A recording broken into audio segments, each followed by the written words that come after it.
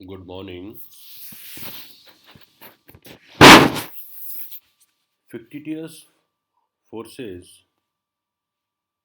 की, की इस चैप्टर में हम पूर्व में fictitious फोर्सेस क्या होते हैं और ये कब कार्य करते हैं, रोटेशनल फ्रेम ऑफ रेफरेंसेस पर कौन कौन से बल कार्य करते हैं, रोटेटिंग फ्रेम में रूपांतरण, मोशन रिलेटेड टू अर्थ अर्थात पृथ्वी के सापेक्ष गति, पृथ्वी का कोणीय वेग और ऊर्ध्वाधर नीचे की ओर गिरते हुए पिंड पर कोरिलियस फोर्स का इम्पैक्ट, ये हम पूर्व में अध्ययन कर चुके हैं।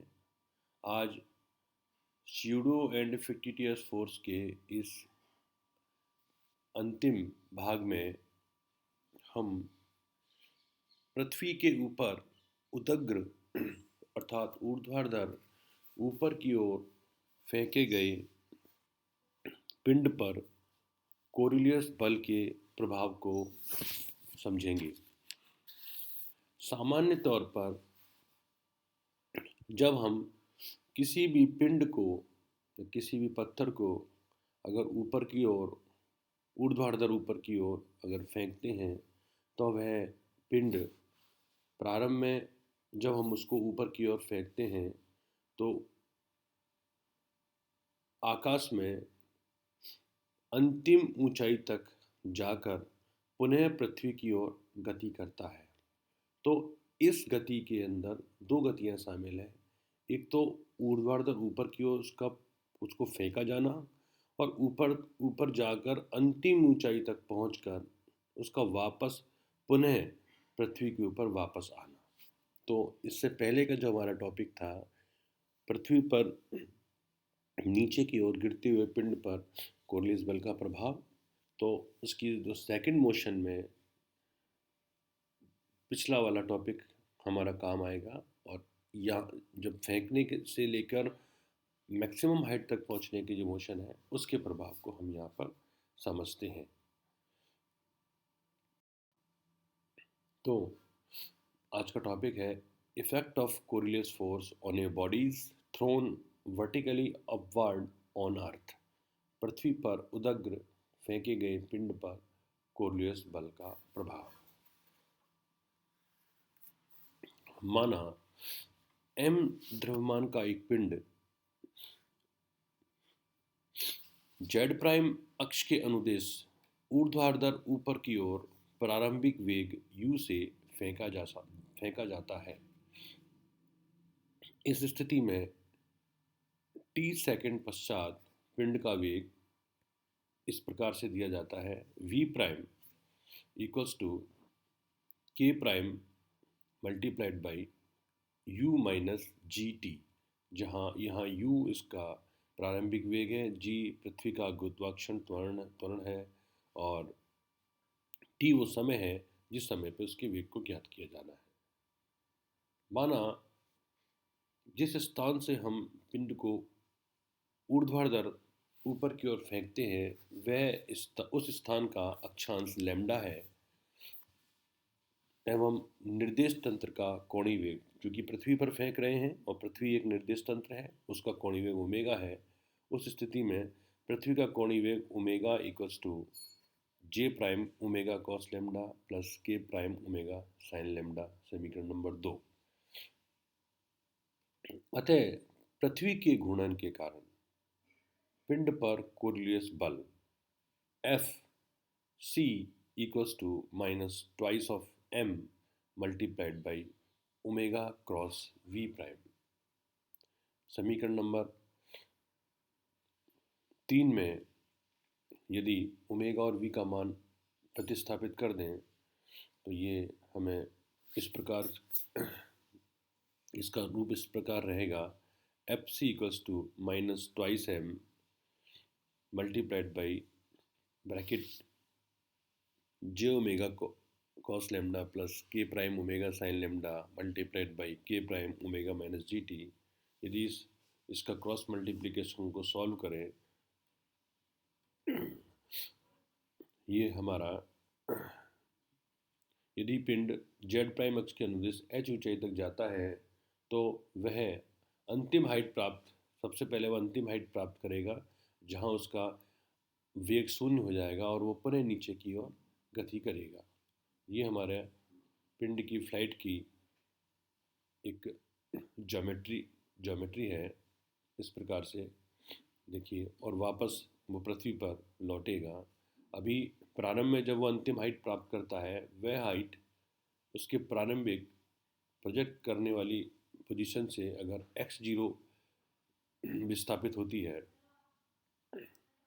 और वापस लौट के अगर उसके अंदर और विस्थापन हो जाता है, तो उसका प्रोजेक्ट करने वाले स्थान से, फेंके गए स्थान से और वापस लौटने वाले स्थान के बीच में यदि विस्थापन x प्राइम है, तो हमें इस विस्थापन का मान ज्ञात करना है।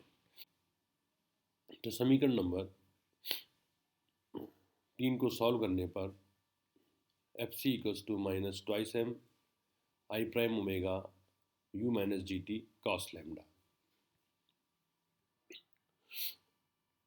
और F C equals to minus I prime twice M omega U minus ji T cos lambda. समीकरण नंबर 4। समीकरण 4 से स्पष्ट है कि यदि पिंड को उत्तरी गोलार्ध में फेंका जाता है, चूँकि हमने पिंड को उत्तरी गोलार्ध में फेंका है, तो पिंड पर कोरिलियस बल पश्चिम की ओर, क्योंकि समीकरण नंबर 4 में माइनस आई प्राइम का फैक्टर इंक्लूडेड है, और माइनस चूँकि और हमने आई प्राइम जो दिशा ली है वो पूर्व की ओर ली है, तो माइनस आई प्राइम पश्चिम की ओर की दिशा होगी। तो ये स्पष्ट है कि उत्तरी गोलार्ध में उदग्र ऊपर की ओर फेंके गए पिंड पर कोरिलियस बल के कारण पश्चिम में विस्थापन होगा। अतः न्यूटन के द्वितीय नियम से समीकरण number 4, this is the force, Coriolis force है, तो Coriolis force will be equals to m multiplied by D two x prime over D T square. इसको और t को अगर हम g को अगर कॉमन ले लें तो minus twice M omega ji cos lambda with in bracket u over g minus t. समीकरण को t के सापेक्ष अवकलन करने पर d two x prime over D t minus twice of omega ji cos lambda u over g t minus T square by 2 plus C1, या C1 integration constant है, boundary condition लगाई जाए तो t इक्वल्स टू 0, अर्थात प्रारंभ में जब हमने पिंड को प्रोजेक्ट नहीं किया है उस स्थिति में D x prime over D T अर्थात पिंड का प्रारंभिक वेग 0 है। दोनों का मान से इस उक्त समीकरण में रखने पर C1 इक्वल्स टू 0 प्राप्त होगा, अर्थात d x prime over D T equals to minus twice omega ji cos lambda u over g t minus T square by 2 with in bracket. समीकरण नंबर 5। समीकरण नंबर 5 को पुनः अवकलित करने पर d x prime equals to minus twice omega ji cos lambda u over g t square by 2 minus t q by 6, इसका T q by 6 हो जाएगा प्लस C2। पुनः बाउंड्री कंडीशन लगाएं, अर्थात at t equals to 0, t equals to 0 पर उसका विस्थापन 0 है, अतः C2 equals to 0, therefore x prime equals to minus omega ji cos lambda u over g t square minus t q by 6। यहाँ से 2 common ले लिया और इसको यहाँ से क्रॉस कर दिया।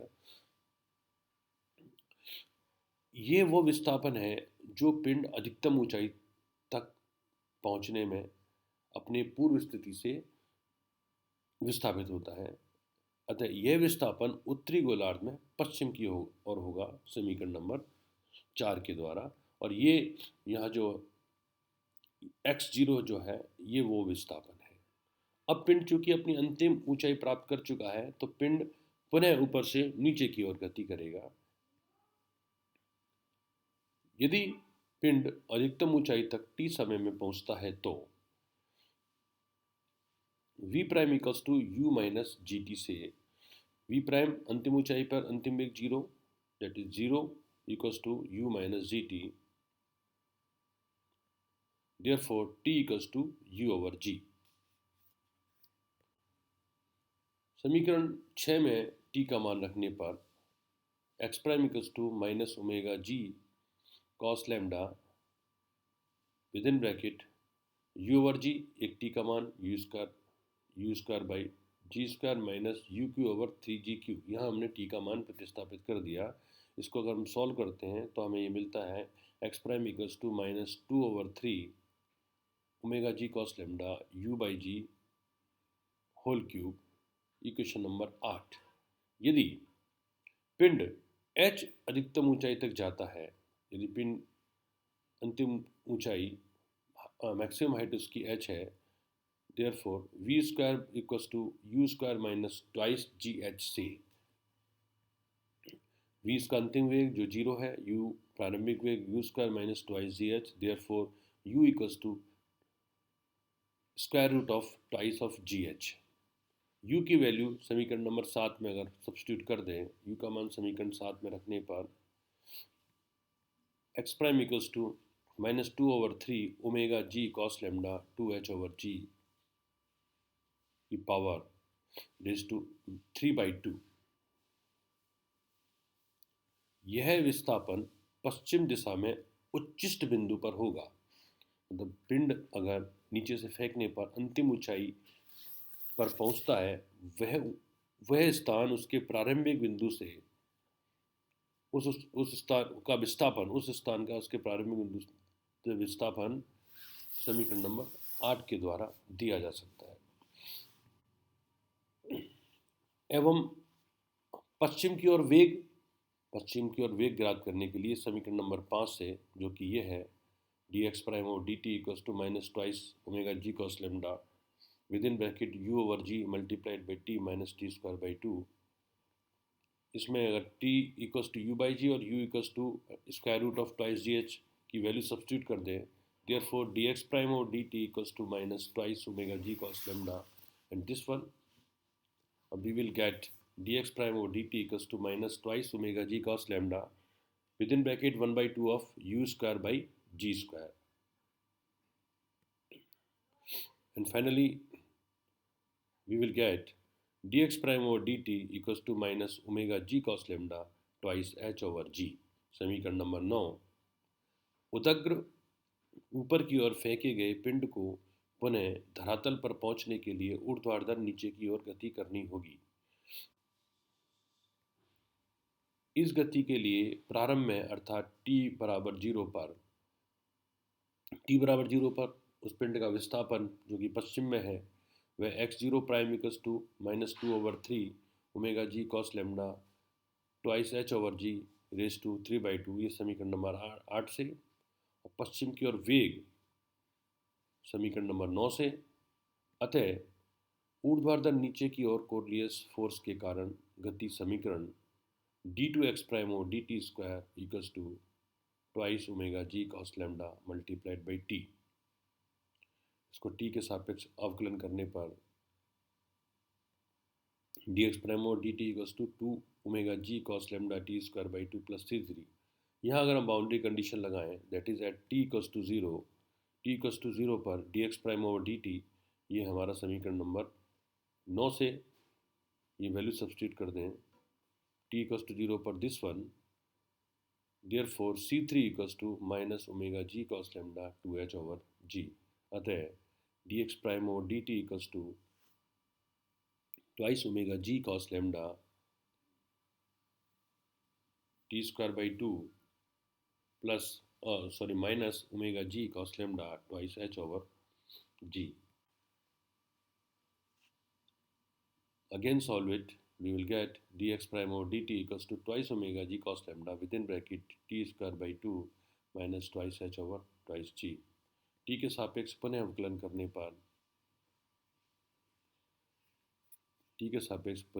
करने पर x prime equals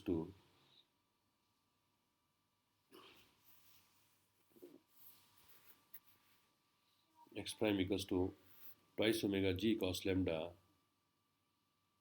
tq by 6 minus twice h over twice g multiplied by t plus t के सापेक्ष पुनः समाकलन करने पर हमें ये इक्वेशन प्राप्त होता है, परंतु यहाँ बाउंड्री कंडीशन लगाएं, that is at t equals to zero, जब समय जीरो था तो पिंड का पश्चिम का विस्थापन x prime equals to this one था। इस वैल्यू को अगर यहाँ सब्स्टिट्यूट करें, therefore C4 equals to minus 2/3 omega ji cos lambda 2h over g raised to 3/2 and x prime equals to this one. Now पुनः h ऊंचाई से गिरने में लगा समय यदि t हो तब h equals to ut plus 1/2 of gt square से h इक्वल्स टू प्रारंभिक वेग 0 u plus half of gt square. This implies t equals to twice h over g within square root of twice h over g. इस value को अतः धरातल पर पहुंचने पर कोरलियस प्रभाव के कारण पिंड का पश्चिम की ओर कुल विस्थापन, अब हमें कुल विस्थापन ज्ञात करना है. एक्स प्राइम इक्वल्स टू, दोनों को ऐड कर दें, X prime equals to twice omega ji cos lambda, यहाँ वैल्यू सब्स्टिट्यूट कर दी और सॉल्व करें. ट्वाइस ओमेगा जी cos lambda twice H over G अगर हमने यहाँ पे कॉमन ले लिया तो हमें इसकी वैल्यू यहाँ ये मिली. Therefore x prime equals to minus 4/3 of omega ji cos lambda twice H over ji raise to 3/2, समीकरण नंबर 10. यह विस्थापन, ये कुल विस्थापन है जो कि समीकरण 10 के द्वारा दिया गया है. यह विस्थापन उत्तरी गोलार्ध में पश्चिम की ओर होगा. इसे अगर हम और थोड़ा सा सॉल्व करें, that is we can write X prime equals to minus 4/3 omega cos lambda square root of 8h³ over G. ये हमारे पिंड की कुल फ्लाइट है. तो इस प्रकार से कोरलियस फोर्स का ये चैप्टर यहीं समाप्त होता है. इसमें कुछ न्यूमेरिकल प्रॉब्लम्स हैं, वो हम आगे आपके साथ शेयर करेंगे.